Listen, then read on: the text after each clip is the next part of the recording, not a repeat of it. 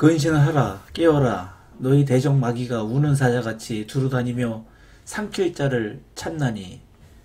안녕하십니까. 똘똘한 집사될까 유집사입니다. 최근 모 방송국에서 제작한 나는 신이다 라는 다큐멘터리로 사이비 종교가 주목받고 있는 듯합니다. 사이비 종교는 교주와 그 주변 인물들만을 위해 움직이고 활동하며 종교적 맹신을 강요하여 사람을 세뇌시켜 가정을 파괴하거나 성폭력, 금품갈취, 사기 등의 강력 범죄 등을 일으키기 때문에 사회의 안녕과 질서를 파괴합니다. 한마디로 사이비 종교는 반사회적, 비윤리적 단체입니다. 그런데 아직도 꽤 많은 사람들이 이런 사이비 종교에 빠지고 있는데 그 이유는 무엇일까요? 그리고 사이비 종교에서 벗어나지 못하는 이유는 또 뭘까요? 이에 대해 여러 전문가들의 주장이 있고 이들 전문가들의 주장은 사이비 종교에 빠지지 않거나 벗어나는데 상당한 도움을 줍니다.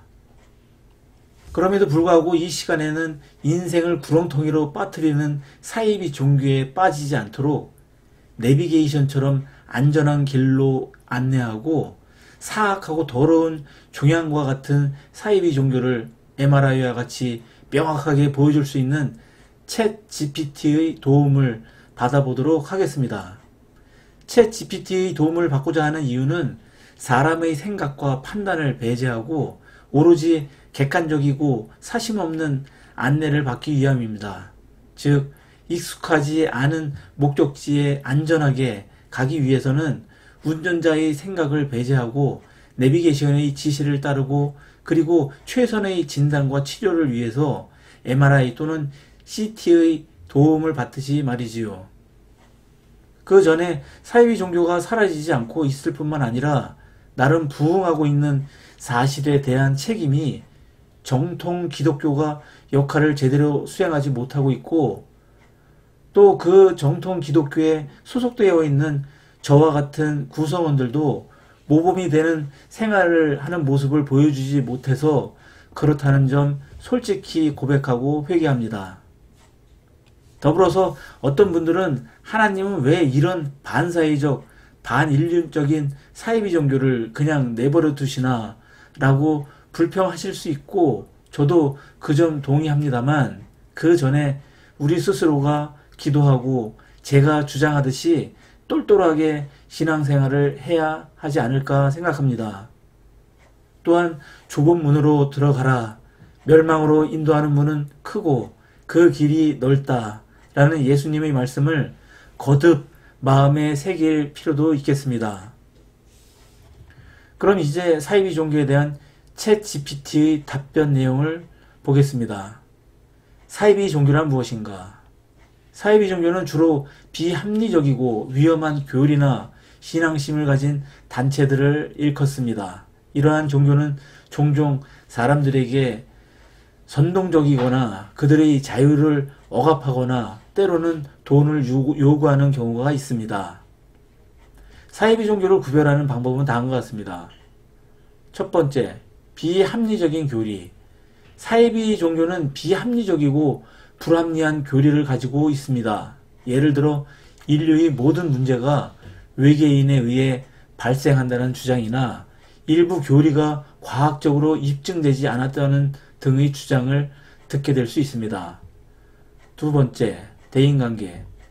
사이비 종교는 신도들의 자유를 억압하고 대인관계에서도 문제를 일으키기 쉽습니다.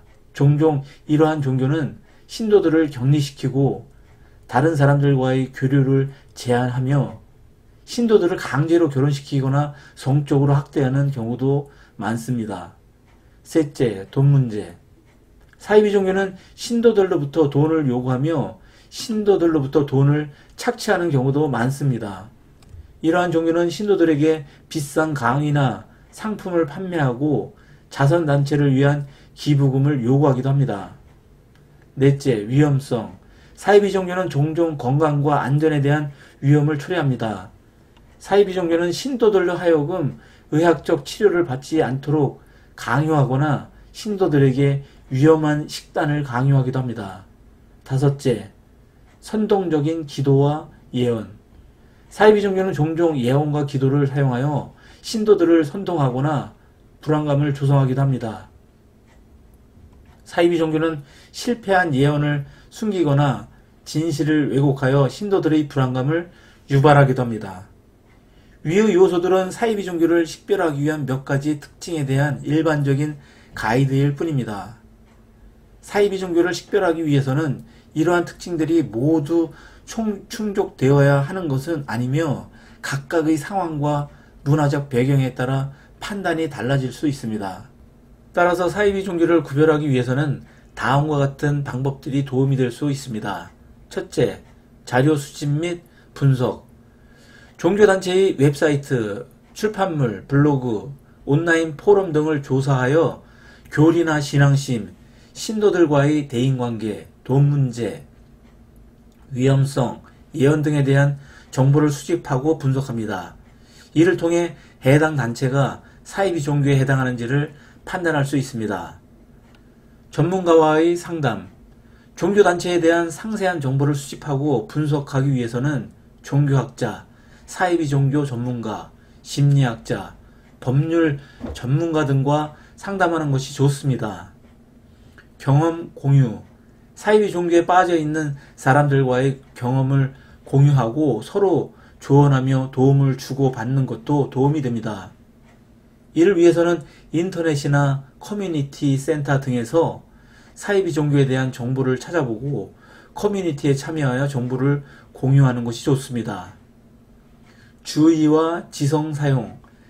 사이비 종교에 대한 정보를 조사할 때에는 항상 주의와 지성을 사용하는 것이 중요합니다.